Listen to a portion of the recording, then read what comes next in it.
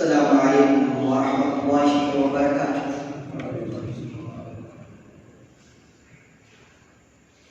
الحمد للہ وکفى والسلام علی عباده الذین اصطفى، اما بعد۔ قال اللہ تبارک وتعالی فی القرآن المجید والفرقان الحمید: کنتم خیر امة اخرجت للناس تأمرون بالمعروف وتنهون عن المنکر۔ وقال اللہ تبارک وتعالی فی موضع آخر: وَلْتَكُن مِّنكُمْ أُمَّةٌ يَدْعُونَ إِلَى الْخَيْرِ وَيَأْمُرُونَ بِالْمَعْرُوفِ وَيَنْهَوْنَ عَنِ الْمُنكَرِ وَأُولَٰئِكَ هُمُ الْمُفْلِحُونَ۔ وقال النبي صلى الله عليه وسلم عن حذيفة عن النبي صلى الله عليه وسلم قال: والذي نفسي بيده لتأمرن بالمعروف ولتنهون عن المنكر أو ليشهدن الله أن يبعث عليكم عقابا منه ثم تدعونه فلا يستجاب لكم، رواه الترمذي وقال حديث حسن۔ وفي رواية: لتأمرن بالمعروف ولتنهون عن المنكر ليسلطن الله عليكم شراركم ثم يدعو خياركم فلا يستجاب لكم۔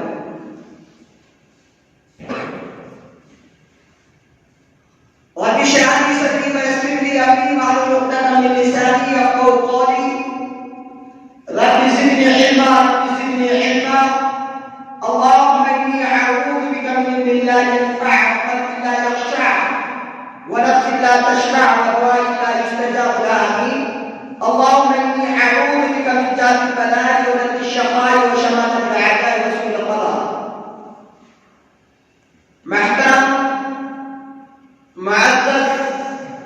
نائب امیر جمعیت اہل حدیث اور علی جناب فضیلت الشیخ سنابری صاحب حفظہ اللہ اور دیگر تمام معزز حضرات اور بزرگان دین، نوجوان ملی اسلامی ساتھیوں، ماشاءاللہ بہت زیادہ خوشی ہوئی سن کر کے کہ مقامی جمعیت اہل حدیث شیشگڑھ اپنے مقاصد جو کتاب و سنت کے موافق ہوں ان کو بروئے کار لانے کے لیے کوشاں ہے، اور الحمدللہ بڑی فہم و شادمانی کی بات ہے کہ ماشاءاللہ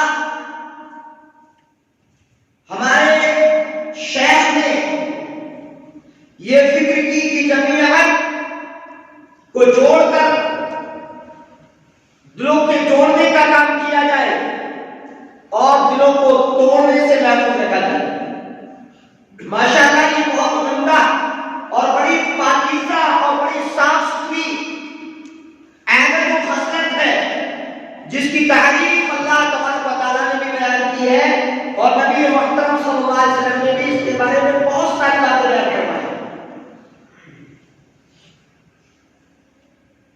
ارشاد کہتا ہے کہ جب کسی قوم کی شوکت میں زوال آتا ہے اس کو اپنے بگڑنے کا خیال آتا ہے، لیکن میں کہتا ہوں کہ جب کسی قوم کی شوکت میں کمال آتا ہے اس کے کو اپنے سدھرنے کا خیال آتا ہے۔ دونوں اپوز ہیں، ایک شعر میں بالکل مثبت پہلو کو بیان کیا جا رہا ہے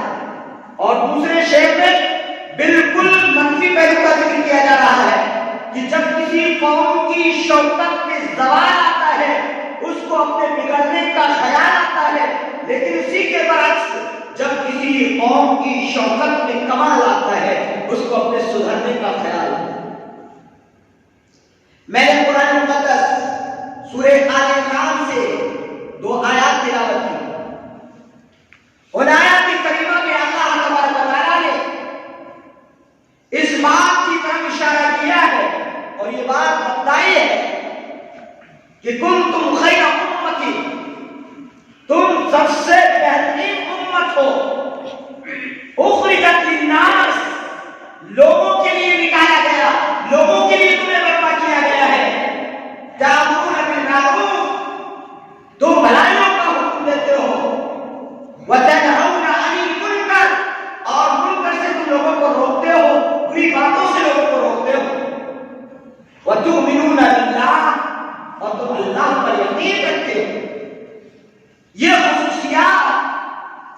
صفات انہی کے لیے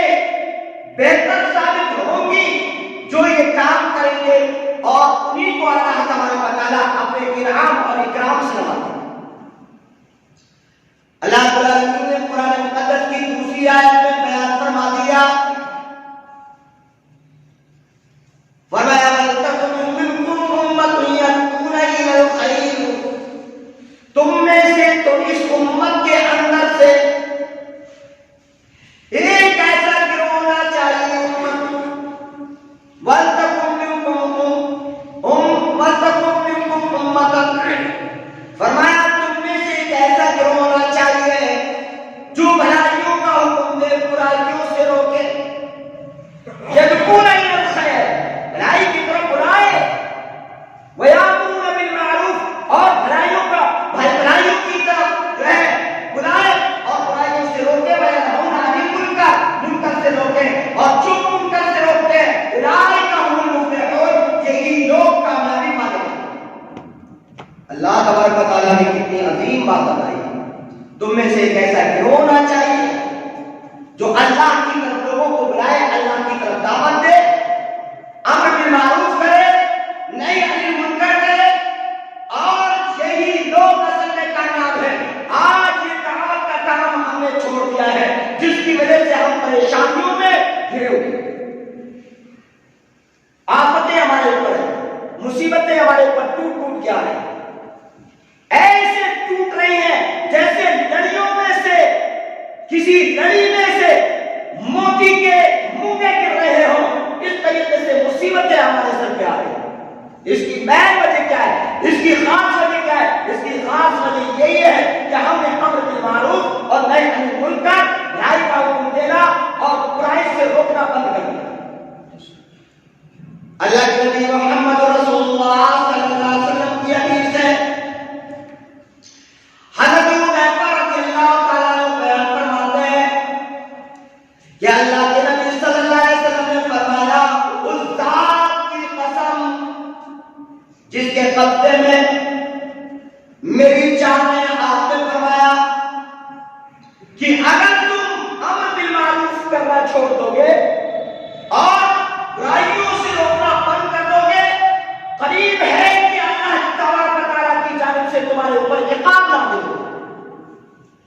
اس کی جانب سے عقاب آئے، عذاب آئے،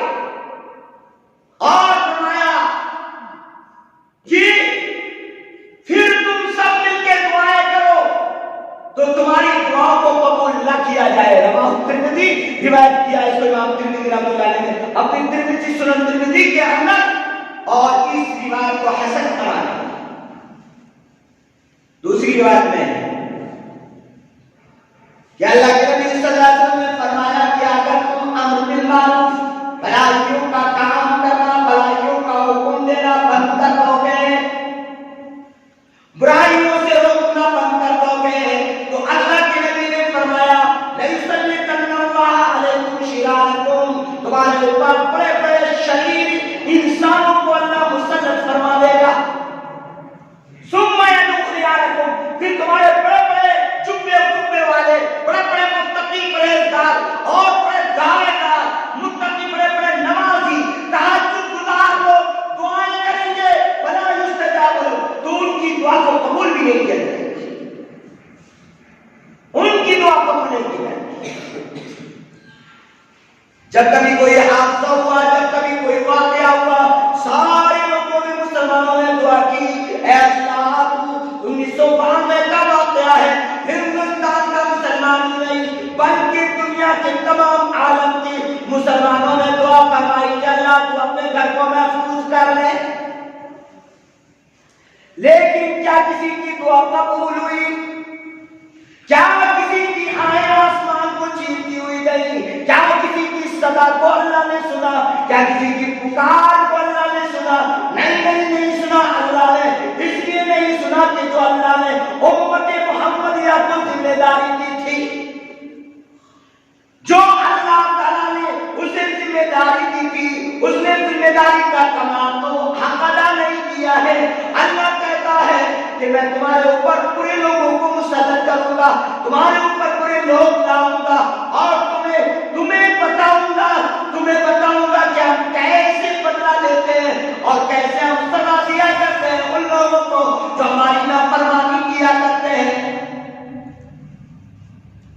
انبیاء کرام علیہ السلام اس کائنات میں تشریف لائے. سارے انبیاء کا نام ہے، سارے انبیاء کا کام دعوت اللہ تھا، سارے انبیاء کا کام برائیوں سے روکنا تھا، سارے انبیاء کا کام بھلائیوں کا حکم دینا تھا. لیکن آج ہم سب سستی اور کاہلی میں مبتلا ہو کر ہم نے اس کام کو بالکل الگ کر دیا اور ہم نے صرف اپنے مقاصد پہ بات کرنے کی کوشش کی. کوئی ہم میں سے اپنے کام کی بات کرتا ہے، کوئی ہم میں سے اپنی تجارت کی بات کرتا ہے، کوئی ہم میں سے اپنے معاش کی بات کرتا ہے، کوئی ہم میں سے اپنے گھر کی بات کرتا ہے، کوئی ہم میں سے اپنے قبیلے کی بات کرتا ہے، کوئی اپنے خاندان کی بات کرتا ہے، کوئی اپنے رشتہ داری کی بات کرتا ہے. لیکن اگر نہیں کرتا ہے تو امر بالمعروف نہیں کرتا ہے، نہیں امر بالمنکر نہیں کرتا. کہاں سے ہم اللہ تعالیٰ کی رحمت پائیں گے؟ کہاں سے ہمیں اللہ تعالیٰ کی انعام ملے گا؟ انعام تو ان کے لیے ہے، اولئک الذین انعم اللہ من النبیین والصدیقین والشہداء والصالحین وحسن اولئک رفیقا. انعام تو ان لوگوں کے لیے ہے کہ جن پر اللہ تبارک و تعالیٰ نے جنہیں نیکی کرنے کا سلیقہ اور طریقہ لیا ہے. انبیاء کرام علیہ السلام ہیں اور انبیاء کرام علیہ السلام کے ساتھ وہ شہداء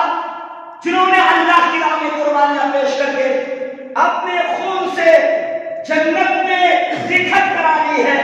بینامہ کرا لیا ہے انہوں نے، اور ایک کا نہیں 70 حوروں کا بینامہ کرا لیا ہے. یوں ہی نہیں مل جائے گی جنت کی ہوئے، یوں ہی نہیں مل جائے گی جنت کے جو باغات، یوں ہی نہیں مل جائیں گے جنت کے محلات. جنت کے محلات کو پانے کے لیے آپ کو کھری کھوٹی برداشت بھی کرنی پڑے گی، آپ کو صبر استقامت کہیں کرنا پڑے گا، کہیں پر آپ کو اللہ کی راہ میں اپنی جان کی قربانی بھی دینی ہوگی، کہیں پر آپ کو اللہ کی راہ میں اپنا مال بھی قربان کرنا پڑے گا، کہیں پر آپ کو اپنا گھر اپنی اولاد سب کچھ قربان کر کر دینی پڑے گی. تب جا کر کے آپ کو وہ مقام جنت کا ملے گا، ورنہ یہ مقام ایسے ہی آسانی سے نہیں مل جاتا، گھر میں بیٹھے بیٹھے نہیں مل جاتا. تجارتوں کے نفع تمہیں گھر میں حاصل نہیں ہو جاتے، بھٹوں کی کمائیاں تمہارے گھر میں خود سے نہیں آ جاتی. تم کار چلا کے جاتے ہو، تم وہاں مزدوروں کی دیکھ بھال کرتے ہو، تم وہاں پر سب کچھ کرتے ہو، تب اس کے بعد جا کر کے تمہیں روپیہ اور پیسہ دیکھنے ملتا ہے. ایسے ہی مل جاتا ہے کہ جنت تو اتنی اللہ تعالیٰ کے پاس اتنی واحد تو نہیں ہے کہ وہ جب چاہے جس بندے کو چاہے جنت اٹھا کر کے دے دے، بغیر محنت کے دے دے، بغیر کسی جو ہے کام کے، بغیر کسی لگن کے، بغیر کسی جو ہے چاہت کے اللہ جنت دے دے. اللہ کی جنت اتنی وہ فری نہیں ہے کہ وہ جو ہے لٹیا کی طرح لیے پھر رہا ہے کہ لو تم جو ہے جنت میں تم آ جاؤ اور تم آ جاؤ، ہماری جنت اتنی فری ہے. دنیا کی زمین جب تمہارے لیے فری نہیں تو آخرت کی جنت تمہارے لیے کیسے فری ہو سکتی ہے؟ شعیب علیہ السلام نے جب اپنی قوم کو دعوت دی تھی، جب اپنی قوم کے سرداروں کو سمجھایا تھا، جب اپنی قوم کے لوگوں کو بتلایا تھا ایمان کیا ہے، ایمان کے تقاضے کیا ہے، توحید کیا ہے، توحید کی دعوت کیا ہے، توحید کے تقاضے کیا ہے، رسالت کیا ہے، جب اس مقاصد کو سمجھایا تھا، جب اعمال کی طرف دھیان دلایا تھا کہ جو بدعمالیت تم کر رہے ہو، جو ناقدور میں کمی کا جو روایت تم نے کر رکھا ہے، جو عیاری و مکاری کے تم نے چال اٹھا رکھے ہیں، یاد رکھو ایک دن تمہیں یہ سب کے سب تباہ کر دیں گے.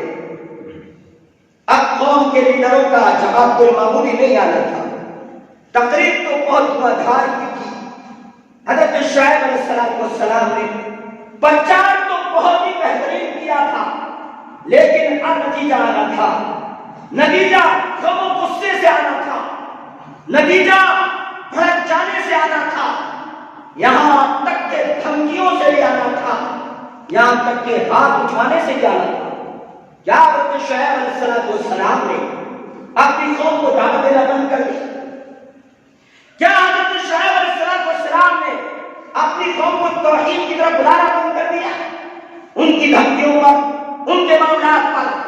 آج کے موجودہ حالات اس بات کے متقاضی ہیں اور تقاضا کر رہے ہیں کہ تم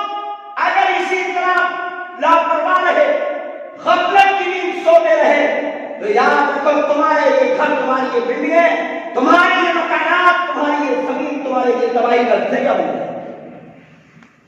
ایسا عذاب آئے کہ جس عذاب کو تم اپنی آنکھوں اور نظروں سے لے تم کہو گے بچاؤ بچاؤ، تمہیں کوئی بچانے والا نہیں۔ تم کہو گے ہمیں ان چیز سے نجات کوئی دینے والا، کوئی مسیحا اتر آئے، کوئی آسمان سے فرشتوں کا لشکر اتر آئے، نہیں اترنے والا۔ کیوں؟ تم نے اللہ کے حکم کے مطابق عمل ہی نہیں کیا۔ اگر اللہ کے حکم کے مطابق عمل کیا ہوتا، اللہ کے حکم کے مطابق چلے ہوتے، اللہ کے قانون کے مطابق زندگی گزاری ہوتی، تو اللہ حفاظت کی ضمانت دیتا۔ تو اللہ کہتا خالی حسبنا اللہ ونعم الوکیل زبان سے کہنے سے نہیں، بلکہ حسبنا اللہ ونعم الوکیل کے تقاضے پورے کرنے پڑے۔ کیوں؟ اس لیے کہ محمد رسول اللہ صلی اللہ علیہ وسلم نے جس وقت پوری قوم کو ایک بات بتلائی تھی اور اپنی قوم کو جو سبق سکھایا تھا، وہ صرف کلمہ لا الہ الا اللہ کہنے کا نہیں، بلکہ کلمہ لا الہ الا اللہ کے پورے تقاضے بتلائے تھے۔ یہ نہیں کہہ دیا تھا جیسا کہ بعض لوگوں نے سمجھ رکھا ہے اور لالچ اور مولویوں پر، جن مولویوں نے اس کا غلط مفہوم لوگوں کو سمجھا دیا ہے اور غلط مفہوم بتا دیا ہے کہ جس نے لا الہ الا اللہ کہا جنت میں داخل ہو گیا۔ یہ نہیں ہے، ایسا نہیں ہے۔ اللہ کے نبی صلی اللہ علیہ وسلم کی وہ حدیث کی یاد رکھنی پڑے گی جس کی تشریح، یعنی بعض حدیث کی تشریح کرتی ہے، اور جب تک اس کو نہیں سمجھا جا سکتا ہے جب تک کہ حدیث کو حدیث سے ملا کے نہ دیتا ہے، صحابہ کے مفہوم سے ملا کے نہ دیتا ہے، تابعین کے جو ہے اعمال کی طرف نہ دیکھا جائے، سلف صالحین کے اعمال سے جائزہ نہ لیا جائے، تب تک اس کے مقاصد کو کوئی پورا نہیں کر پائے۔ میں بتلاتا ہوں آپ کو، اللہ کے نبی صلی اللہ علیہ وسلم کا یہ کہنا کہ جس کا آخری کلام لا الہ الا اللہ ہوگا وہ جنت میں داخل ہوگا، اس کا مطلب یہ نہیں کہ کوئی کلمہ لا الہ اپنی زبان سے کہہ دے تو وہ مسلمان ہو گیا، اب اس کی گارنٹی ہو گئی وہ جنت میں جائے گا۔ ایسا نہیں ہے۔ اگر ایسا ہوتا تو آج کا پنڈت بھی جنت میں جائے گا۔ آج کا کفر کا کلمہ کہنے والا کلمہ کو ہوتا ہے، کلمہ کہتا ہے، اپنی زبان سے نکالتا ہو، کہتا ہے کہ لا الہ الا اللہ محمد رسول اللہ کہتا ہے، وہ بھی آج جنت میں چلا جاتا ہے۔ لیکن اللہ کے نبی نے اس کی تشریح فرمائی تاکہ لوگوں کے ذہن و دماغ کے اندر یہ گند نہ چھا جائے کہ وہ بدعمالیت کر کے اور کلمہ لا الہ الا اللہ کا سہارا پکڑ کے یہ کہے کہ ہم جنت میں چلے جائیں گے، ہم نے تو کلمہ لا الہ الا اللہ محمد رسول اللہ کہا۔ ان کے پاس جو آ گئی، ان کی عقائد کی دھجیاں اڑا دی محمد رسول اللہ نے، اور آپ نے فرمایا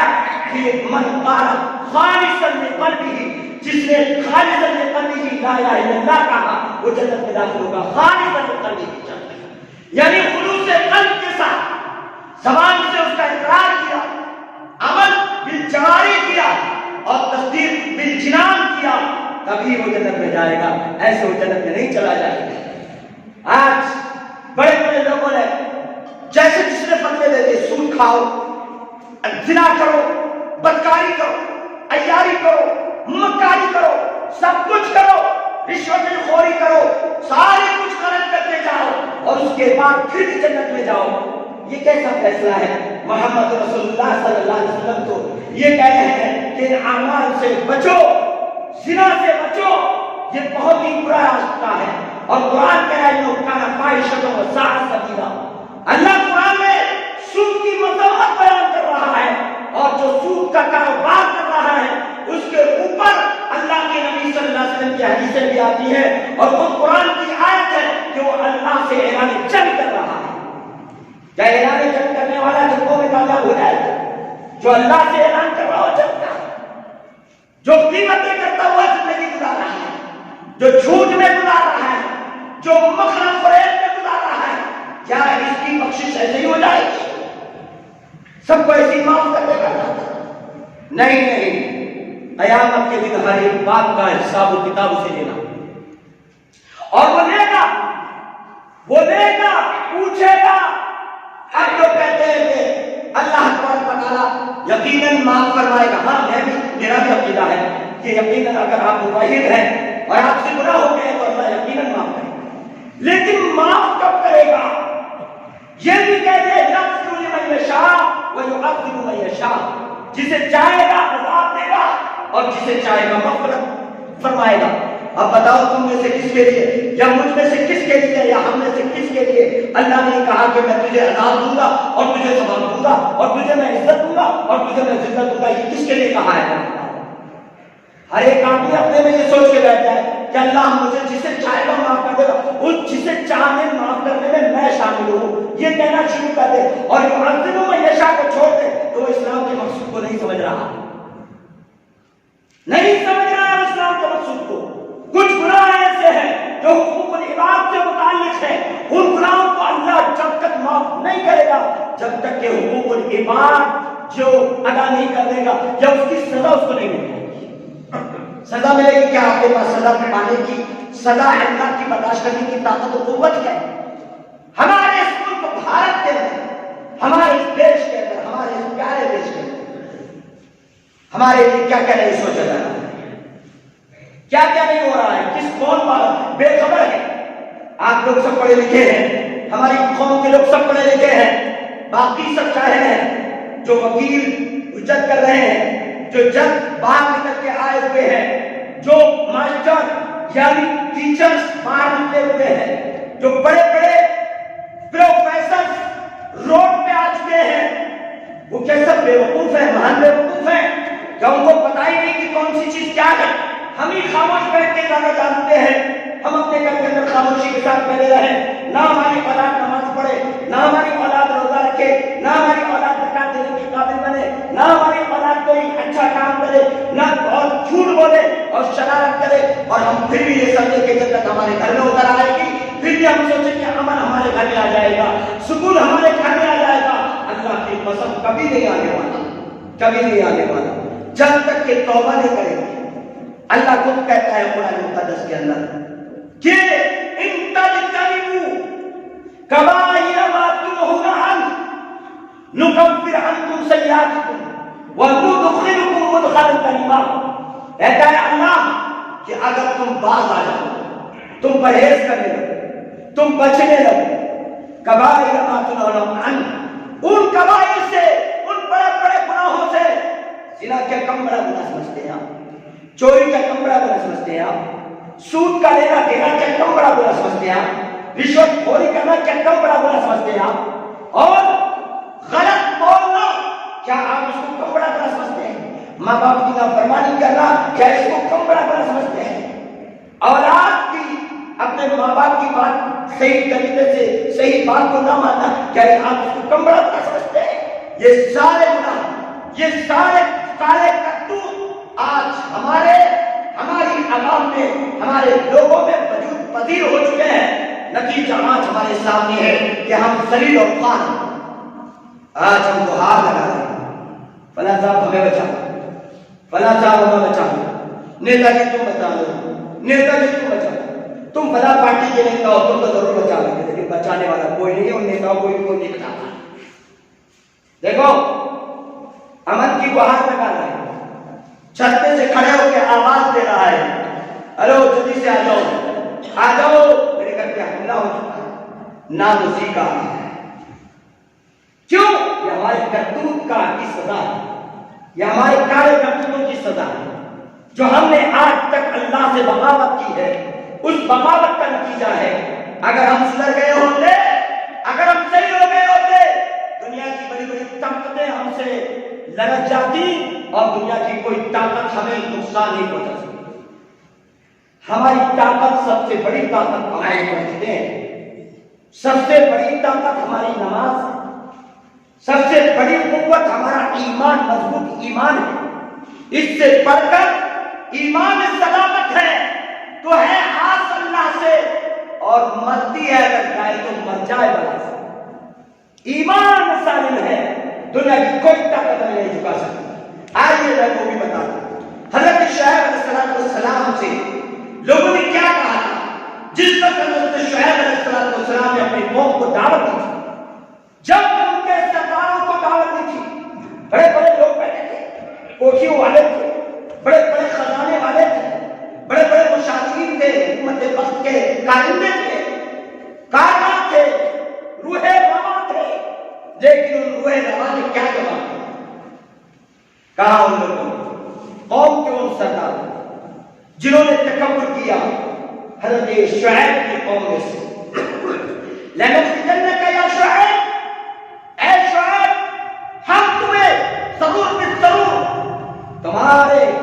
تم کو اور تمہارے ساتھ جو ایمان لائے ہیں ان کو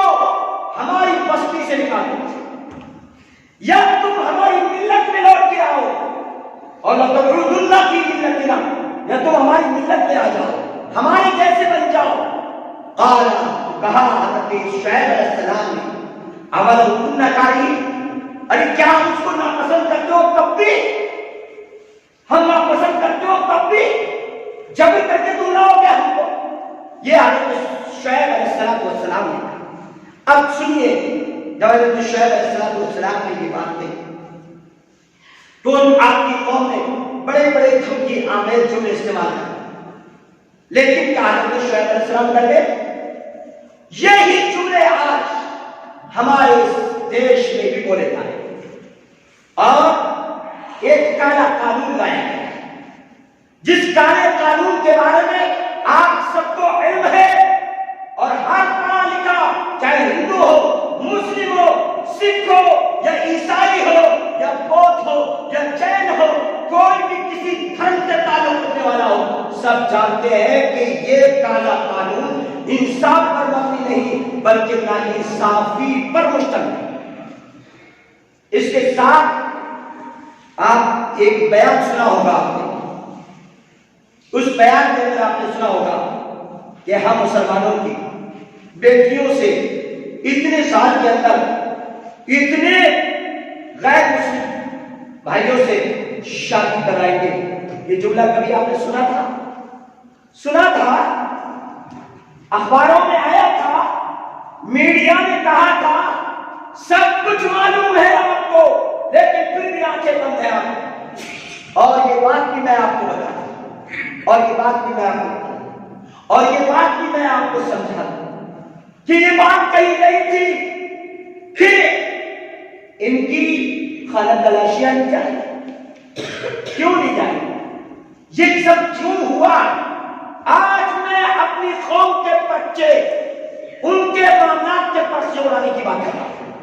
میں کسی دوسرے کی بات نہیں کر رہا۔ ہم شے دیتے ہیں، دوسرا ہمارے لیے کہتا ہے، ہم پنپاتے ہیں اس چیز کو اور دوسرا پلٹنے کے لیے جو ہے موقع نہیں دیتا۔ ہم نے اپنی شادی، اپنے بیاہ کے معاملات آج جو رویہ اختیار کیا ہوا ہے، ہمارے عقیقوں کے معاملات میں ہم نے جو رویہ اختیار کیا ہوا ہے، ہمارے مال کے معاملے جو ہم نے رویہ اختیار کیا ہے، وہ نہایت گھناؤنا ہے، محمد رسول اللہ کی شریعت سے ٹکرانے والا ہے۔ اب میں کہوں گا آپ سے، ہمارے جتنے بڑے بچے ان کے گھروں میں شادیاں ہوتی نہیں ہوتی، کتنے کا جہیز دیتے ہیں، لاکھوں کا بھی دیتے ہیں، جہاں کروڑ کی بات ہوتی کروڑ کا بھی دیتے ہیں، کھانا کتنا چلاتے ہیں، شام تک دعوتیں چلتی ہیں لڑکی، کسی حدیث سے کوئی بائی کرنا، یہاں چیلنج کے ساتھ میں اہل حدیث علماء کو چیلنج کرتا ہوں، دوسروں کو نہیں، اہل حدیث علماء کو چیلنج اس بات سے کہ وہ ثابت کر دے کہ کسی لڑکی کا ولیمہ نبی کریم صلی اللہ علیہ وسلم کی حدیث سے ثابت ہے،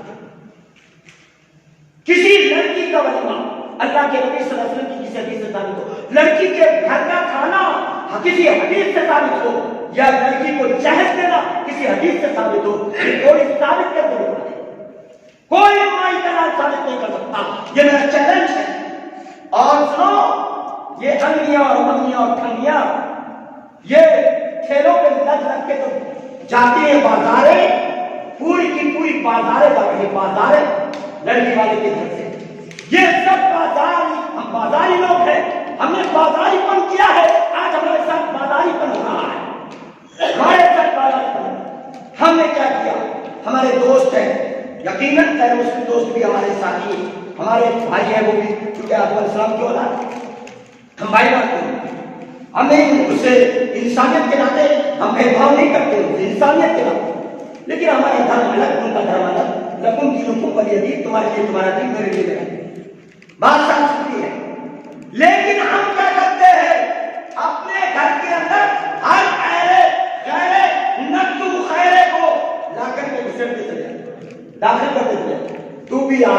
دیکھ میری بیٹی کو، میرے بچوں کو تو بھی دیکھ، میری بیوی کو تو بھی دیکھ، کتنی حسین ہے میری بیٹی دوست، بتا دو میری بیٹیاں کتنی حسین ہیں، میرے بچے کتنے حسین ہیں، میرے بچوں کے کپڑے کتنے حسین ہیں، دیکھو میرا گھر دیکھو، میرا مکان دیکھو، اوپر جو ہے ٹائل لگی ہوئی ہے نیچے اوپر سب میں، اور اوپر جو ہے بہت کچھ سجا ہوا ہے، سجاوٹیں شادیوں میں بہت سجاوٹیں کی جا رہی ہے، لعنت ہو ایسی سجاوٹوں پر۔ اللہ کے نبی صلی اللہ علیہ وسلم نے کبھی سجاوٹیں نہیں کی، آج جلسوں میں بھی لوگ سجاوٹیں کر رہے ہیں۔ میں نے جب ٹوک کیا تھا، میں نے جب گروپ میں بھیج دیا تھا کہ سجاوٹیں جلسہ گاہ میں بھی کرنا یہ کسی شریعت سے ثابت نہیں ہے، تو مجھ پر بہت ناکام کی لوگوں نے مجھے بہت گالیاں دی گئی، لیکن یاد رکھو میں نبی کی اس حدیث کو یاد دلاتا ہوں جو کتاب النکاح کے اندر موجود ہے، مشکات شریف میں ہے کہ اللہ کے نبی صلی اللہ علیہ وسلم جب اللہ کے نبی کی بیٹی اور اللہ کے نبی کا داماد ایک دعوت کھانے کے لیے گئے ہوئے تھے، تو اللہ کے نبی صلی اللہ علیہ وسلم کو بلانے کے لیے حضرت فاطمہ آئی، عرض کیا کہ اللہ کے رسول آپ کی تشریف لائے، اللہ کے رسول صلی اللہ علیہ وسلم آ رہے تھے کہ آپ نے دروازے پر یعنی دروازے سے آپ نے دیکھا کہ دیواروں پر طویل پردے پڑے ہوئے ہیں، سجاوٹ کی ہوئی ہے، اللہ کے نبی صلی اللہ علیہ وسلم وہاں سے واپس پلٹ گئے اور آپ نے کہا کسی بھی نبی کے لیے مناسب نہیں کہ عیدت ہونا بیٹا مصطفیٰ ضبط کو تصویر کا معنی ہوتا ہے سجاوٹ کیے ہوئے گھر میں نبی کے لیے مناسب نہیں کہ وہ داخل ہو جائے، جب میرا نبی سجاوٹ کے گھر میں داخل نہیں ہو سکتا تو تم مولویوں کیسے داخل ہو جاتے ہو مجھے یہ بتاؤ، اور تم لوگوں کیسے داخل ہو جاتے ہو، تم مجھے بتاؤ، مجھے اس بات کا جواب دو۔ آج تنے تنا ہم انجمن میں مجھے آج تنے تنا چھوڑا گیا ہے، لوگ مجھ سے کہتے ہیں دعوت کرتے ہیں میری اور کہتے ہیں کہ باقاعدہ طور پہ مولوی صاحب اگر آپ کی ہم دعوت کر رہے ہیں ایسا ہم کریں گے نہیں، لیکن دوسرے دن پتا چلتا ہے نکاح جب پڑھوا لیتے تو اس کے بعد پتا چلتا ہے کہ وہی کام کرتے ہیں جس کام سے کوئی منع کر رہے تھے۔ شرم آنی چاہیے ہمیں، شرم آنی چاہیے ہمیں، حیا آنی چاہیے ہمیں اپنے آپ پر، ہم کتنے بڑے مجرم ہو چکے ہیں۔ واللہ جب سے میری فراغت ہوئی ہے میں نے اپنے استاد کے سامنے یہ ہاتھ اٹھایا اور اس ہاتھ کو اٹھا کر آج تک اس ہاتھ کو جھکایا نہیں ہے، اس لیے کہ میرا استاد بھی اہل حدیث تھا اور میں بھی اہل حدیث ہوں، اور الحمدللہ جب بخاری پڑھائی گئی تو اس وقت انہوں نے یہ وصیت کی کہ کسی لڑکی والے کے گھر تمہیں کھانا نہیں کھانا ہے، میں نے کہا انشاءاللہ میں نہیں کھاؤں گا، اور آج تک کوئی مائی کلام سے ثابت نہیں کر سکتا کہ جب سے فراغت ہوئی ہے، میں یہ بتانا نہیں چاہتا تھا لیکن آپ کو اس لیے بتا رہا ہوں تاکہ آپ کو پتا چل جائے کہ عمل کرنا بہت ضروری ہے اور عمل کے لیے استحسانی طور پہ بتانے کی ضرورت بھی، تو میں اس لیے بتا رہا ہوں، تو میں نے آج تک نہیں کھایا یہ کھانا، آج تک سب کھانا کے لاپ کے آتے ہیں، بڑے بڑے پیڑ بنا کے چھوٹتے ہیں، اتنی لمبی چھوڑنے کی جس میں لگتا ہے کہ جہنم کے ساتھ عمر رہے ہیں، وہ ٹکانے رہتے ہیں بہت بڑے بڑے ٹکانے، یہ سب کیا ہے؟ تماشا ہے دین کے ساتھ، شریعت کے ساتھ تماشا ہے، کھلواڑ ہے، امر بھی معروف نہیں ہے، تو ہمارے یہاں کھانے اتنے ضائع کیا جاتا ہے، مرغے کی پکوڑیاں اس چکی پر رہتی ہے اور چاول ہمارے پیارے چیز کے وہ ایسے بکھرے ہوئے رہتے ہیں، غریبوں تک کو کھلانے کے لیے جب پوچھا بولا جائے تو ہمارے جو ہے ہمارے گھاٹی سے نیچے کچھ نہیں اترتا ہے اور ان کی باتیں اور ان کے آنکھوں کے آنسو نہیں اترتے ہیں ہمارے ذہنوں میں، لیکن وہی کھانا برباد کر دیتے ہیں جو ہزاروں روپے کا کھانا ہوتا ہے، یہ سب تباہ کر رہے ہیں، ہم قوم کا پیسہ فضول خرچی میں کر رہے ہیں، اور فضول خرچی کرنے والے قرآن کیا کہتا ہے؟ اٹھاؤ قرآن کو، ان المبذرین کانوا اخوان الشیاطین وکان الشیطان لربہ کفورا، شیطان اپنے رب کا ناشکرا ہے۔ یہ ہو رہا ہے، شادیاں ہو رہی ہیں، لڑکیاں اتنا میک اپ کر کے آ رہی ہیں، ٹک ٹاک کر کے آ رہی ہیں، ایسا لگتا ہے کہ کمائی خانے سے نکل کے جائے، کمائی خانے کھول کے بول رہا ہوں اس لیے تاکہ کچھ تو دل میں لگے بات، کمائی خانے سے نکل کے آ رہی، جبکہ یہ حق کو سجاوٹ کا، اپنے چہروں کو سجانے کا، اپنے گلوں کو سجانے کا، اپنے خوبصورتی دکھانے کا اگر کسی کا حق ہے تو یہ صرف شوہر کا حق ہے کہ وہ اپنی بیوی کو اس روپ میں دیکھے اور بیوی کو اس روپ میں دیکھے، یہ شوہر کا حق ہے، لیکن شوہر کا حق چھین کر بازار میں بیچ دیا گیا، بازار کے نیلام کر دیا گیا، ہماری بیٹیاں بے پردہ ہوتی اور اتنی خوبصورت بچیاں لوگ دیکھ دیکھ کے حیران ہیں، مسلمان کے پاس اتنی خوبصورت لڑکیاں ہوتی، اتنی خوبصورت بیٹیاں ہوتی،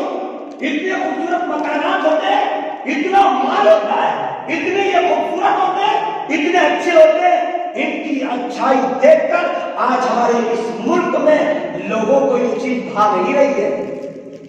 اسی لیے یہ قانون لائے جا رہے ہیں تاکہ یہ اجڑ جائے، ان کی بستیاں اجڑ جائیں، ان کے گھر اجڑ جائیں، ان کے بچے بکھر جائیں۔ بدنیتی ہے لوگوں کی،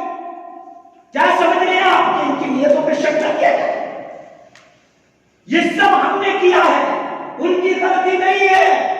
یہ غلطی ہماری ہے۔ ہمارے اسلام میں عورت کو پردے میں رکھنے کا حکم، ہمارے اسلام میں عورت کو لگا چلنے سے منع کیا، ہمارے اسلام نے اپنی بیٹی کو عزت سے رکھنے کا حکم دیا، ہمارے اسلام نے بیٹی کو گھر کی زینت بنایا۔ آج بازار کی زینت بنی ہوئی ہے، کیا ہم دعوت کر رہے ہیں، کیا ہم تبلیغ کر رہے ہیں، کیا ہم لوگوں کو پیغام پہنچا رہے ہیں؟ ہمارا بدن لٹ رہا ہے، ہمارا چمن لٹ رہا ہے، ہمارا گھر لٹ رہا ہے، ہمارا مسکن لٹ رہا ہے، لیکن ہمیں اس کا ہوش نہیں ہے۔ پتا ہے آپ کو یہ قانون کیا ہے؟ آپ کو معلوم ہے یہ قانون کیا ہے جو پہلا قانون لایا گیا ہے؟ یہ ہے کہ اگر آپ مسلم ہیں اور آپ کا نام نہیں آیا لو جان بوجھ کے نہیں لایا جائے گا، یہ بات یاد رکھیے۔ اس کے پاس لکھا جائے گا ڈی لکھا جائے گا، جب آپ کا پورا انفارمیشن لینے کے بعد ڈی لکھ دیں گے، ڈی سے مطلب ہوتا ہے ڈاؤٹ فل، اور آپ کے سامنے کہیں گے ڈن، کیا کہیں گے؟ ڈن کی چلے گی گن، ڈن کی چلے گی گن، اور ڈاؤٹ میں رہے گا فن، اور اجڑے گا یہ چمن، اور ادھڑے گا یہ دمن۔ سمجھ آئے گا؟ گن کا ڈن کا کی گن چلے گی، اور ڈاؤٹ کا فن ہوگا، اور پھر اس کے بعد چمن اجڑے گا، اور گھر بگڑیں گے اور چڑیا اجڑیں گے، اس کے علاوہ کچھ نہیں ہوگا۔ یہ بات آپ یاد رکھیں۔ 5 انگلیاں ہیں، 5 انگلیوں سے بنائے گئے۔ پہلا اسٹیج ہے CAA، اس سے تو نان مسلم کو نکال کر شہریت دینا ہے۔ اس کو جو دوسرا ہے NPR، یہ پہلا اسٹیج ہے NRC، دوسرا ہے، تیسرا ہے NRC، اور چوتھا ہے ڈاؤٹ فل، اور 5واں ہے ڈیٹینشن کیمپ۔ ان 5 انگلیوں سے اشاروں کو سمجھو، نہ سمجھو گے تو مٹ جاؤ گے۔ اے ہندی مسلمان، تمہاری داستان تک بھی نہ ہوگی داستانوں میں۔ یہ شعر علامہ اقبال نے آج سے بہت سال پہلے کہا، لیکن آج اس کی سچائی سامنے۔ تاریخ کرناٹک گواہ ہے، تاریخ اردو گواہ ہے کہ تمہارے حقوق کو سب سے پہلے ضبط کیا گیا، پھر تمہارے وجود کو ختم کیا۔ کیوں کیا گیا؟ اس لیے کہ تم بے ہوش تھے، تم تو شادیوں میں مست تھے، تم تو عقیقوں میں مست تھے، تم تو بلڈنگوں کے بنانے میں مست تھے، تم تو دولت کے سائے میں بیٹھنے میں مست تھے، تم تو عیش و مستی کے بستروں پہ سونے میں مست تھے۔ تم نے قوم کے لیے کوئی رائے عمل متعین نہیں کیا، اور اس کے مستقبل میں بچنے کے لیے کوئی جگہ نہیں تھی۔ تم نے تو صرف آرام دیکھا، جو نوابوں نے آرام کیا تھا، گھس گئے سب کے سب۔ بادشاہوں نے جو کیا تھا، اور انگریزوں نے آ کے حملہ کیا، گردن تک اتار کے لے گئے، بے خبری، سب کی بے خبری کے عالم میں۔ یہ ہے سمجھنے کی باتیں، سوچنے کی باتیں۔ اسی طرح یہاں پر اس سے صرف مسلمان ہی متاثر نہیں ہو رہا، بلکہ مسلمان کے علاوہ ہمارے نان مسلم بھائی بھی بیچارے متاثر ہو رہے ہیں۔ ایسا نہیں ہے کہ میں ان کے لیے کچھ غلط کہہ دوں، ان کی غلطی نہیں ہے، یہ ہماری غلطی ہے کہ ہم نے اسلام کو اس طرح فالو نہیں کیا جس طرح ہمیں فالو کرنا چاہیے، جس طرح ہمیں چلنا چاہیے۔ تو میرے دوستو، امر بالمعروف اگر آج ہم کر دیں تو ہمارے ملک کے اندر یہ چیز نہ ہوتی، ہمارے وطن میں یہ گھمسان نہیں بچے ہوتی۔ آج ہمارے اس دیش بھارت، ہمارے اس پیارے ملک کے اوپر اتنی بڑی آفت آئی ہوئی ہے کہ اللہ رحم کرے۔ ایک طرف تو کرونا وائرس ہے، دوسری طرف یہ دشمنیوں کا وائرس پھیلا ہوا ہے۔ جبکہ ہم ہندو مسلم سکھ عیسائی سب کے سب آپس میں بھائی کے طریقے سے رہتے تھے، کسی کے دل میں کسی کے لیے کوئی نفرت نہیں تھی، سب کے دل میں جگہ تھی، سب محبت سے پیار سے رہتے، لیکن ایک خاص طبقے نے اتنا متاثر کیا ہے، اتنا متاثر کیا ہے کہ ہم سب پریشان ہیں۔ لیکن اس پریشانی کا حل بتائیں، وہ بھی ہمارے بھائی ہیں جو ہمیں پریشان کر رہے ہیں، یہ بھی آپ کو بتاتا، ایسا نہیں میں کسی کی چاپلوسی نہیں کرتا، وہ بھی ہمارے بھائی ہے، وہ مظلوم ہے، ہم ظالم ہیں، اس لیے کہ ہم نے اصل اسلام کے پیغام کو تک پہنچایا ہی نہیں، ہم نے انہیں دعوت دی نہیں، ہم نے بچوں سے وہ تاثر دیا ہی نہیں جو تاثر ہمیں دینا چاہیے، ہم نے اپنے اعمال سے وہ تاثر نہیں دیا جو دینا چاہیے۔ ہماری کمیٹیاں ہوتی، مسلم غیر مسلم ہندو سکھ عیسائی جو بھی بیمار ہوتا، جو بھی پریشان حال ہوتا، ہم اس کی پریشانی کی دیکھ بھال کرتے، ہم اس کے ساتھ حسن سلوک کرتے، ہم اس کے ساتھ اچھا سلوک کرتے، جس طرح ہم اپنے گھر پہ خرچ کرنا جانتے اسی طرح ہم اپنے پڑوسی پہ خرچ کرنا جانتے، تو آج مزہ ہی کچھ اور ہوتا، لیکن ہم آپس میں ہی بٹے ہوئے ہیں، ہم دوسروں کو کیا دے سکتے ہیں، دوسروں کو کیا سمجھا سکتے ہیں، دوسروں کو کیا بتا سکتے ہیں، بگڑی ہوئی باتیں، اس لیے بیان کر رہا ہوں کہ تاکہ ہمیں ہوش آ جائے، اب بھی ہوش کے ہم ناخن لے لیں، ابھی بھی وقت ہے سنبھلنے کا، سدھرنے کا، شانتی کو پیدا کرنے کا، شانتی کو لانے کا۔ مسلمان کبھی اشانتی نہیں چاہتا، کبھی اشانتی کے الفاظ نہیں بولتا، کبھی یہ نہیں کہتا کہ لڑ جاؤ، نہیں نہیں، ہمارا اسلام اس کو نہیں سکھاتا، اسلام کہتا ہے کہ جب تک تمہیں نہیں لڑنا ہے، جب تک کہ تمہاری عزت پہ حملہ نہ، جب تک تمہارے دین پہ حملہ نہ، جب تک تمہارے معاملات پہ، تمہارے گھروں پہ، تمہاری جائیداد پہ، ان سب پہ حملہ نہ، تب تک تمہیں لڑنا نہیں، تمہیں امن سے رہنا ہے، اور امن سے رہ کر لوگوں کو امن کی دعوت دینا ہے۔ یہ اسلام ہمارا کہتا ہے، ہماری دعوت کہتی ہے، ہمارا قرآن کہتا ہے لا اکراہ فی الدین قد تبین الرشد من الغی، دین میں کوئی زبردستی نہیں۔ اور بتا دوں آپ کو اس کالے قانون کے ذریعے سے اور کیا کیا جائے، جب سب کو کسی کو ڈیٹینشن میں ڈالا جائے، کسی کو کہیں ڈالا جائے، اب اس کے بعد لوگ کہیں گے کہ بھئی ہم تو اس ملک کے باشندے ہیں، تم اس ملک کے باشندے ہونا چاہتے ہو نا، پہلا تو یہ ہے کہ تمہارا ادھیکار ہی نہیں ووٹ ڈالنے کا، یہ نمبر پہ طے کرو۔ دوسرا یہ ہے کہ تم اسی لتعودن فی ملتنا، تم لوٹ کے آ جاؤ ہماری ملت میں۔ اور یہ بات کہی تھی، یہ بات کہی تھی ہمارے دیش کے کچھ بھائیوں نے، ان ظلم کرنے والوں نے یہ بات کہی تھی کہ تمہارے پوروج لوگ نان مسلم ہیں، لہذا تم اسی میں واپس کرو، ایسی نہیں کہی، یاد ہے یا نہیں؟ اخباروں کی رپورٹیں معلوم ہے یا نہیں ہے؟ جھوٹ نہیں بولتے، سچ بولتے، سچائی کی تعلیم، یہ بات کہی تو اللہ قرآن میں کہہ رہا ہے اور لَتَعُودُنَّ فِي مِلَّتِنَا، یا تم ہماری ملت میں لوٹاؤ تب ہم تمہیں جگہ دے دیں، تب ہم تمہیں رہنے کا حق دے دیں، رہنے کا پھر بھی ہم صحیح نہیں ملے گا، کیوں؟ گھر تو برباد ہو چکے، گھر تو تباہ ہو چکے، یہ تباہی کا سبب ہمارے اعمال ہیں، ہم اپنے اعمال صحیح کر لیں سب کچھ صحیح ہو جائے۔ ماشاءاللہ بڑی خوشی کی بات ہے کہ آپ نے جو ہے اپنے اندر اعمال صالحہ کے اس مسئلے میں، نیک اعمال کے مسائل میں جگنے کی کوشش کی ہے۔ اللہ کرے کہ سب کے سب لوگ جگے اور جگ کر کے اپنے اعمال صالحہ کو جو اللہ نے بتائے انجام دیں۔ سب سے پہلا ایمان مضبوط کریں، دوسرے نمبر پر اللہ تبارک و تعالیٰ پہ پورا بھروسہ کریں، تیسرے نمبر پر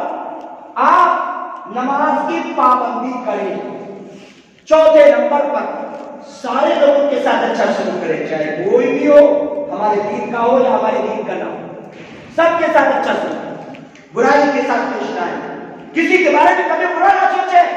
ہمارے دین نے لڑنے کے لیے بالکل منع کر دیا ہے، اور یہ کہہ دیا ہے کہ لا تلقوا ایدیکم الی التہلکہ، ہلاکت کی طرف تم اپنے ہاتھ مت ڈالو، مت ڈالو تم اپنے ہاتھ ہلاکت میں مت ڈالو۔ یہ بھی کہہ دیا لا تتمنوا لقاء العدو، دشمن کی ملاقات کی تم تمنا بھی مت کرو۔ لڑنا تو نہ دور کی بات، ہمارے دین میں دشمن سے لڑنے کی تمنا کرنا بھی جائز نہیں ہے۔ سمجھ میں آئی بات؟ ہم سے زیادہ شانتی پھیلانے والا کون ہے؟ ہم سے زیادہ شانتی پھیلانے والا کون ہوگا؟ ہم سے زیادہ امن والا کون ہوگا؟ ہم سے زیادہ سکون والا کون ہوگا؟ لیکن ہمیں ان سب چیزوں کو سمجھنے کی ضرورت ہے اور اتفاق اور اتحاد کی ضرورت ہے۔ ایک ہو جائے تو بن سکتے ہیں خورشید مبین،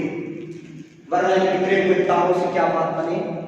حرم پاک بھی، اللہ بھی، قرآن بھی ایک، کیا بڑی بات تھی وہ تیری مسلمان بھی ایک، منفع جس قوم کی نقصان بھی ہے، کیا بڑی بات تھی وہ تیری مسلمان بھی ایک۔ آج ہم سب ایک ہونا چاہتے ہیں، ہم دشمنی بھول جانا چاہتے ہیں، دوستی قائم کرنا چاہتے ہیں، محبت سے رہنا چاہتے ہیں، پیار سے رہنا چاہیے، اور اپنا پڑوسی غیر مسلم ہے تو اس پڑوسی کے ساتھ ویسا سلوک کرنا چاہیے جیسا محمد رسول اللہ صلی اللہ علیہ وسلم کیا۔ انشاءاللہ کامیابی کی ضمانت ہے۔ زیادہ بات کو لمبا نہ کرتے ہوئے چند باتیں میں نے آپ کے سامنے مختصراً پیش کر دی ہیں، امید ہے کہ انشاءاللہ دلوں کے جاگنے کے لیے یہ باتیں کافی ہیں، ہدایت کے راستے کھلنے کے لیے چند باتیں ہی بہت بہتر ہوتی ہیں۔ لہذا میں اپنے اثر و رسوخ والے ساتھیوں سے اور بے اثر و رسوخ والے ساتھیوں سے، نوجوان ساتھیوں سے بھی، بوڑھے ساتھیوں سے بھی، اور اپنے بچے دوستوں سے بھی سب سے یہ التماس کرتا ہوں کہ خرافات کا جہاں بھی شورشا ملے اس کو وہیں ختم کرو، وہیں اسے دفن کرو، وہیں اسے مٹا دو، بدعت جہاں ملے اسے وہیں ختم کرو، شادی بیاہ کے بدعت، رسم و رواج کے بدعت، ان سب کو ختم، سادگی کے ساتھ۔ لوگ کہتے ہیں کہ مولوی صاحب آج کے اس دور میں لڑکی کون لے لے گا، لڑکا کون لے لے گا؟ میں بتاؤں آج کے اس دور میں میرے سے کہہ رہے تھے مولوی صاحب آپ کی بیٹی کو کون کرے گا، کون کرے گا آپ کی بیٹی کو؟ آپ کو بہت سخت ہے اس میں، اللہ آپ جہیز دیں گے نہ آپ دیں گے نہ وہ دیں گے، کون آپ کی بیٹی کو دے گا؟ ایک صاحب نے تو میرے رشتے داروں سے بہت ہی عجیب بات کہی، میں نے کہا مجھے اللہ پہ بھروسہ ہے انشاءاللہ وہی رشتہ بہترین سا رشتہ لا کے دے گا، اور اللہ کا فضل ہے کہ آج مجھے داماد اگر ملا ہے تو اپنے لیے کون سے داماد ملا ہے۔ حاجی صاحب جانتے ہیں جوگن پور میں محمد مستقیم، بہت دعوت کا جذبہ ہے سب سے کہتا ماشاءاللہ، اور ساتھ میں بہت ہی نیک بچہ ہے، اللہ نے مجھے وہ بچہ دیا، اور اللہ رب العزت کا فضل ہے کہ میں نے بغیر کسی لین دین کسی اس کے رسم و رواج کے نکاح کر دیا، اور میری بیٹی اب نکاح کرتے رہ رہی ہے، اور اللہ سے دعا ہے کہ اللہ تعالیٰ سے خوشیاں ہی خوشیاں نکال، یہی میری دعا ہے، یہ میرا یہ وجہ ہے۔ ہاں وراثت کا حق ہے اس بچی کا، جتنی میری غریب جائیداد کچھ ہے اس میں بچی کا وراثت کا حق ہے، وہ انشاءاللہ میری اولاد ان کو ضرور جب میری وفات ہو جائے ترنت ان کے حوالے کروں انشاءاللہ۔ یہ بات نہیں کہ میں نے لکھت میں دے دی، لکھت میں دے دی الحمدللہ، تو یہ چیز ہے، وراثت اس کا حق ہے، وراثت دیجیے، اس سے کسی نے منع نہیں، لیکن یہ سب رسم و رواج نہیں۔ انشاءاللہ میں بیٹے ہیں، 3 بیٹے ہیں، تینوں بیٹے کی ایک دم سادگی کے ساتھ نیک لڑکی بن چاہیے، نیک رشتے چاہیے، نیک کھانا چاہیے انشاءاللہ۔ میں بالکل سادگی کے ساتھ ایسے ہی آؤں گا، آپ سے بات کروں گا، ہو سکتا ہے کس کے یہاں سے رشتہ رہتا ہے تو میں بات کروں گا، بس اسی دن بات کر کے اسی دن یا تو ظہر میں یا تو فجر کی نماز میں بسم اللہ کہہ کے امام صاحب بلا کے کر کے پھر سب کو فون کروں گا، آج کل تو جو ہے ولیمہ ہے، آج عبد الوکیل صاحب اور مولانا صاحب فلاں صاحب سب تشریف لائے ہمارے یہاں اور ولیمہ کرائیں، یہی نبی کی سنت ہے انشاءاللہ۔ امید ہے کہ ہماری دعوت کو اس طرح قبول بھی کریں گے انشاءاللہ۔ اللہ تعالیٰ ہمارے بچوں کو سلامت رکھے، ہم کو سلامت، تو ہم نے کیا کر کے دکھایا، بتایا کہ دیکھو ہوتا ہے ایسے، جو چیز ناممکن ہے اس کو اللہ ممکن بنا دیتا ہے، اور جو ممکن ہے اللہ اس کو ناممکن بھی کر دیتا ہے۔ ہم چاہیں تو انشاءاللہ بہت کچھ تبدیلی آ سکتی ہے۔ تو میرے دوستوں اور بھائیوں ایسا کچھ نہیں کہ آپ کے یہاں زیادہ بیٹیاں ہیں تو آپ پریشان نہیں، پریشان ہونے کی ضرورت نہیں، جس مالک نے انہیں پیدا کیا ہے اسی مالک نے ان کو جوڑا ہے، سمجھے؟ کل ایک صاحب بولے مجھے ایسی، اب اصلاح کی بات آ رہی ہے تو میں کہہ دے رہا ہوں یہ بات، میں نے کہا بھائی صاحب آپ نے اپنی بیٹی کا کیا کیا؟ تو کہا کیا ہو گیا مطلب، لیکن وہ یہاں میں نے کہا کہ شرک کرنے والے آدمی کے ساتھ لڑکی کا نکاح نہیں ہوتا۔ قرآن مجید کہتا ہے کہ مشرکہ عورتوں سے مومن مرد نکاح نہ کرے، یہاں تک کہ وہ ایمان، مومن عورتیں مشرک آدمی سے نکاح نہ کرے، یہاں تک کہ وہ ایمان ہے۔ سورہ بقرہ میں کھلی آیت، شرک کرنے والے سے نکاح کرو، آپ کیسے شرک کرنے تو آپ کو جہنم میں ڈالو۔ بولے کیا؟ میں نے کہا ایک مشورہ دوں، اگر آپ کو رشتے نہیں مل رہے نا تو ہمارے نوجوانوں میں، ہمارے ساتھیوں میں کچھ لوگ ایسے بھی ہیں نا کہ جو 2 نکاح کرنے کی تمنا رکھے، لیکن وہ زبان سے کہہ نہیں پا رہے اور لوگ کر نہیں پا رہے اور لوگوں کو شرم اور آہٹ آ رہی ہے اس میں، وہاں پر پورا بوارہ مچا ہے، فلاں نے 2 کر لی، فلاں نے بہت غلط کرا، فلاں نے 3 کر لی، اس نے بہت غلط کرا، دیکھو تو اسے شرم نہیں آ رہی، اتنا برا ہے ایسا۔ نبی کریم صلی اللہ علیہ وسلم کی 52 سال کی عمر ہے، حضرت عائشہ کی 9 سال کی مثال کے نام، حضرت ابن عباس رضی اللہ عنہ بیان فرماتے ہیں، بخاری شریف کی روایت ہے، کہتے ہیں کہ سب سے زیادہ تم میں بہترین انسان وہ ہے جس کی عورتیں زیادہ ہوں، اور وہ محمد رسول اللہ صلی اللہ علیہ وسلم جن کی بیویاں سب سے زیادہ امت، اور اللہ کے نبی کی صحابہ کی بیویاں۔ میں آپ کو پورے علماء سے کہہ دیتا ہوں، یہ بات کہہ دیتا ہوں کہ کوئی بھی عالم یہ بتائے کہ اللہ کے نبی کے ایک صحابی کے علاوہ تمام صحابہ میں کس کی ایک بیوی تھی؟ ایک صحابی کے علاوہ صرف ایک صحابی تھے جن کی ایک بیوی تھی، باقی جتنے صحابہ تھے کسی کی 2، کسی کی 3، کسی کی 4 سے آگے نہیں بڑھنے کا حکم، تو 4 تھی۔ آج ہم یہ چیز کیوں نہیں کر رہے؟ چاہے ہمارا اسلام نے یہ بیڑا اٹھایا، شاید بھائی شہید رحمۃ اللہ علیہ نے یہ بیڑا اٹھایا، مولانا ولایت علی اور شوکت علی اور مولانا صادق علماء صادق پور نے یہ بیڑا اٹھایا۔ آج نکاح بیگم کے سارے نکاح کیوں نہیں کیے جا رہے ہیں؟ آج بچے کی پریشان ہے، یہ ہمارے غلط کاریوں کی وجہ سے ہے۔ غلط کاری کرنا پسند کر رہے ہیں آج کا انسان، نیکی کاری کرنا پسند نہیں کرتا۔ آج یہ کریں ہم دے اپنی بیٹیاں، میں نے کہا میرے اندر یہ دل کو تعبیر، یہ دل کو تعبیر، ابھی میری ایک بچی ہے، چھوٹی سی عمر ہے، لیکن اگر وہ بڑی ہو گئی اور کسی نے ایسا آدمی جو نمازی ہے، دیندار ہے، پرہیزگار ہے، اللہ والا، وہ چاہتے ہیں کہ میں دوسرا نکاح کروں، انشاءاللہ دین اسلام میں قربان ہونے والا اپنا جیون سب سے پہلے اپنی بیٹی کو چھوڑے ہے تو آپ نکل کے میدان میں غیرتوں کو چھوڑو، میدان میں سے ان کی جو بھی رسموں کو توڑو، یہ رسم توڑنا ہے، اگر یہ نہیں توڑے تو اللہ تمہیں توڑ کرے گا۔ تو اس لحاظ سے میرے دوست اور بھائیوں، میں گزارش یہی کروں گا کہ خرافات سے، شرک سے، بدعات سے اپنے بچوں کو کسی طور پہ بھی بچایا جائے اور سنتوں کو جگہ دی جائے اور بدعتوں کی مخالفت کی جائے اور ان کو ہٹایا جائے، ان کو دور کیا جائے۔ یہ ہمارا نیا عمل ہونا چاہیے اور ہر ایک بچہ ہمیں سے ایکٹیو ہونا چاہیے۔ امید ہے کہ انشاءاللہ آپ سب ایکٹیو ہوں گے، انشاءاللہ امید ہے کام کریں گے، انشاءاللہ مل کے چلیں گے سب انشاءاللہ۔ ارے جماعت کے ساتھی کہہ رہے ہیں انشاءاللہ تو پہلو ہے، اتنا بھی کم نہیں رہے گا ایمان میں، بڑا لچر کوچ ایمان ہے۔ ہم کہیں انشاءاللہ، آواز میں کہیں انشاءاللہ، ہم کریں گے انشاءاللہ، تو اللہ ہمارا ضرور ہماری مدد کرے گا۔ ضرور امید ہے کہ انشاءاللہ آپ سب کریں گے، سب جماعت کو جوڑیں گے، توڑیں گے نہیں، جماعت کو جوڑ کر چلیں گے، محبت سے، پیار سے اپنے گھروں کے معاملات کو کرتا ضرور کرائیں گے۔ میری بہت، یہ میرا بہت شکریہ ہے حاجی صاحب، سن رہے ہیں آپ، یہ میرا بہت بڑا شکریہ ہے جماعت سے کہ جماعت میں ہمارے بڑے بڑے احباب ہیں، سب ہیں گھر میں ایسے لے کے چلے جاتے ہیں، یہ صحیح نہیں، پردہ لٹکائیے، آپ اپنے گھر کے اندر پردے کرتے ہیں، پردے سے بٹھائیے اپنی بیٹیوں کو، اپنے بہنوں کو، اپنی ماں کو پردے میں بٹھائیے، چونکہ اجنبی آدمی اجنبی سے پردہ، یہ بہت بڑی چیز ہے، اس کو پہلے لانا ہے اور پھر ہمارے معاشرے کے اندر نماز وغیرہ یہ سب قائم کرنا ہے۔ امید ہے کہ انشاءاللہ آپ سبھی کوشش کریں گے۔ بہت خوشی ہوئی مجھے آپ کا جذبہ دیکھ کر، اللہ آپ کو اپنی رحمت بٹھا، اللہ اس ہندوستان کے اندر جو کچھ بنائے ہوئے ہیں اللہ ہم سب کو حفاظت فرمائے، اللہ ہم سب کو محفوظ کرے، اللہ تعالیٰ ہم سب کو نیک عمل کی توفیق دے، اللہ تعالیٰ ہم سب کا خاتمہ ایمان اسلام میں فرمائے۔ اللہ تعالیٰ جو ہمارے مولوی صاحب نے کوشش کی ہے، ماشاءاللہ میں نام تو یاد نہیں رہتا ہے، شبیر احمد صاحب، شیخ شبیر احمد صاحب نے جو کوششیں کی ہے ماشاءاللہ بہت اچھی کوشش ہے۔ میں اگر ان کے ساتھ ہوتا، یہاں پر جیسے یہاں ہوتا تو نہ جانے کتنا کام آگے بڑھتا ہے۔ ایسے مجھے چاہیے، بہت سارے لوگ مجھے نہیں مل رہے ہیں لیکن مجھے چاہیے ایسے لوگ، ماشاءاللہ بڑی خوشی ہوئی۔ آپ بہت ہی احترام کے ساتھ میں آپ کی بڑی عزت کرتا ہوں اور ایسے لوگ جتنے دعوت کے کام کرنے والے ہیں تمام احباب کی میں عزت کرتا ہوں۔ اللہ آپ کی توفیق اور عزت کو بڑھائے، اللہ تعالیٰ دنیا اور آخرت کی دشواریوں سے محفوظ فرمائے، اللہ تعالیٰ ہم سب کو نیک عمل کی توفیق دے اور اللہ ہم سب کا خاتمہ ایمان اسلام میں فرمائے، اور جو کچھ ہم نے غلط کیا اللہ اس کو قبول فرمائے اور جو ہم صحیح کہے اس کو قبول فرمائے۔ آمین۔ وآخر دعوانا ان الحمد للہ رب العالمین والصلاۃ والسلام علی سیدنا